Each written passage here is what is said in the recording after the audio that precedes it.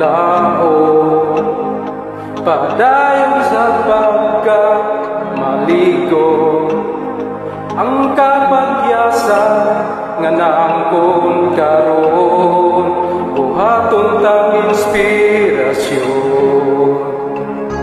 Ayaw ang tangang pagsalig, matud kini ipatid, naginusara kaning lugar, ang gumako kaning mula. Tuhoy pinangga, ikaw ay natimba, ikaw ay gimahal.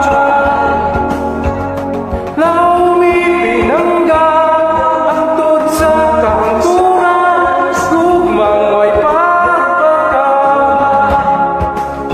Ayaw na pagduha-duha,